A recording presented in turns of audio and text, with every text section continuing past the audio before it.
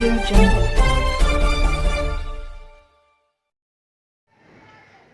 आदाब, नमस्कार, सत श्री अकाल। आप देख रहे हैं न्यूज़ प्लस वन की खास रिपोर्ट।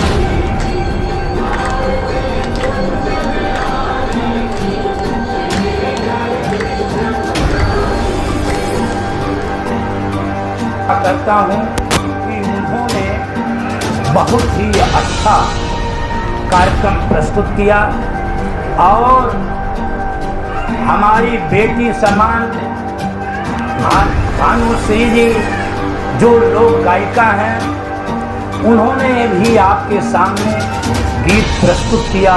मैं उनका भी इस अवसर पर हार्दिक अभिनंदन करता हूं। आज का दिन भारत के ही नहीं, विश्व के इतिहास का बहुत ही प्रेरणादायक दिन है। आज 5250 वर्ष और 51वां वर्ष है। आज भी के दिन बहुआयामी प्रतिभा के धनी, विलक्षण व्यक्तित्व, राजनीतिज्ञ, कूटनीतिज्ञ और इस विश्व में 16 कला के अवतार भगवान कृष्ण का जन्म हुआ, वह आपके कुल के थे।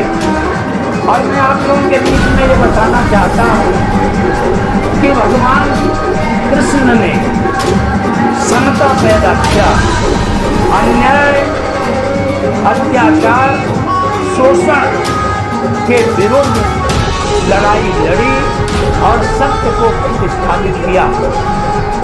मैं आप लोगों के बीच में ये भी कहना चाहता हूँ कि भगवान कृष्ण ने इंद्र के अहंकार को तोड़ा और प्रकृति की पूजा की।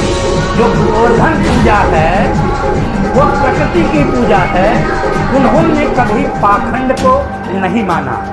हमें यह समझना चाहिए, समझने की जरूरत है, क्योंकि भगवान कृष्ण जैसा व्यक्तित्व जो इतना बड़ा ज्ञानी हो, इतना बड़ा योगी हो, कर्म योगी हो, वह उसे माखन चोर बता दिया, उसे वस्त्र हरण का बात बता दी।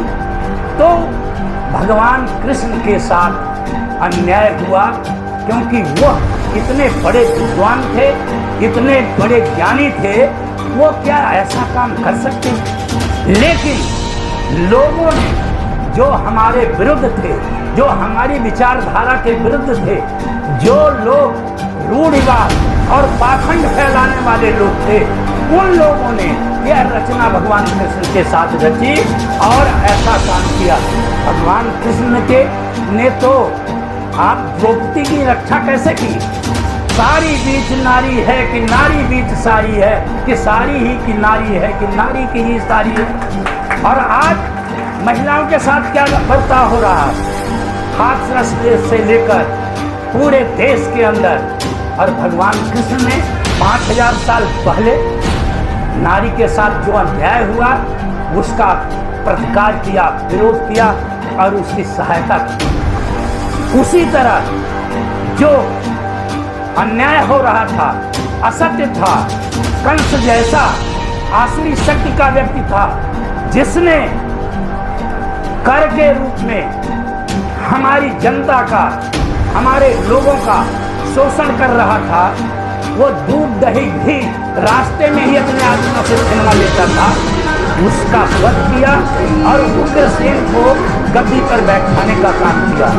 लगातार भगवान कृष्ण ने अन्याय के खिलाफ संघर्ष किया है।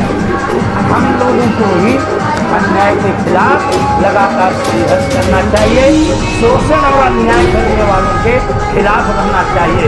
और मैं एक बात और आप लोगों को बताना चाहता हूँ, क्योंकि आप लोग बहुत देर से हैं और आप लोग जो है यहाँ जो कार्यक्रम है रखा हुआ है, इसमें आपका बहुत बड़ा योगदान है और भोजन की भी व्यवस्था है। ये पूर्वांचल यदुवंश कल्याण समिति ने भोजन की व्यवस्था कर रखी है। तो मैं आप लोगों का ज़्यादा समय नहीं लेना चाहता। मैं इतना ही कहना चाहता हूँ कि जो इस देश में पाखंड और रूढ़िवाद फैलाया जा रहा है, लगातार यहाँ पाखंड का काम किया जा रहा है, उसे हमें समझना होगा। क्योंकि गरीबी, भूख, पीड़ा, दर्द, बेबसी और लाचारी जो समाज के अंदर है, और जो समाज में नफरत है, जो प्रेम नहीं बन पा रहा है, उसका सबसे बड़ा कारण पाखंड है। और पाखंड क्यों है? क्योंकि वो पाखंडी लोग अपना वर्चस्व कायम रखना चाहते हैं, अपना अधिकार कायम रखना चाहते हैं। वो अधिनायकवादी लोग हैं, वो लोग तानाशाह हैं, वो सदियों से हमारे ऊपर राज्य करना चाहते हैं। तो हमें उनकी चालाकी को समझना चाहिए और अपने लोगों को साथ देना चाहिए, तभी हम भगवान कृष्ण को मानने के असली हकदार होंगे। हमें भगवान कृष्ण से प्रेरणा लेनी चाहिए कि भगवान कृष्ण ने अन्याय के खिलाफ लगातार संघर्ष किया, हमें भी तैयार रहना चाहिए। और एक निवेदन आप लोगों से और करना चाहता हूँ कि ये उदयांचल यदुवंश कल्याण समिति आपकी समिति है, ये गाजियाबाद के अंदर काम कर रही है। ये लोग लगातार शोषण और पाखंड के खिलाफ लड़ाई लड़ रहे हैं, अपने लोगों को एकजुट कर रहे हैं। जितनी भी आप लोगों को शक्ति है, आप इनकी मदद करना, इनके तन मन धन तीनों से मदद करना। जिस धन वाला है वो धन से मदद करे, ज़्यादा से ज़्यादा लोगों को जोड़ने का काम करना। मैं इन्हीं शब्दों के साथ एक बात कहकर अपनी बात समाप्त करूंगा कि हमारा लोक शिक्षण अभियान ट्रस्ट है और मैं आप लोगों को अपने बच्चों को IAS, PCS, CPMT, PMT कानून की किताब, कोई भी ऐसी किताब नहीं है, MBA की किताब, हर किताब हमारे मात्र पुस्तकालय है गाजियाबाद के अंदर, कहीं पर भी निःशुल्क पढ़ सकते हैं और किताब ले सकते हैं।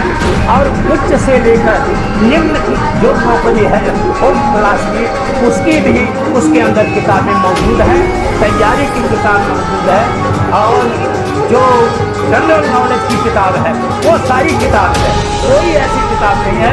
और एक बात और कहना चाहता हूँ कि जो हमारे आर्ट पुस्तकालय है, उन पुस्तकालय में अगर बच्चे को किसी भी पुस्तक की जरूरत होगी तो 7 दिन के अंदर उस पुस्तकालय में उपलब्ध कराई जाती है। आपको किताब मिलेगी, अपने बच्चों को पढ़ाने का काम करना, क्योंकि डॉक्टर अंबेडकर ने कहा है कि शिक्षा वो शेरनी का दूध है, जो पिएगा वही दहाड़ेगा। अगर हम शिक्षित नहीं होते तो मैं यहाँ पर अपनी बात नहीं रख पाता।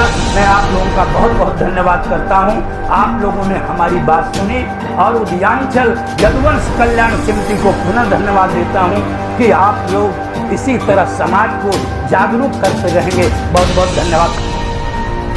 कि आपके घर में सुख शांति धन धान से शांति बनी रहे और सुख शांति आपके घर में आए। मैं इसी बात पर आपको बधाई देते हुए बहुत बहुत शुभकामनाएं देना चाहता हूँ। धन्यवाद।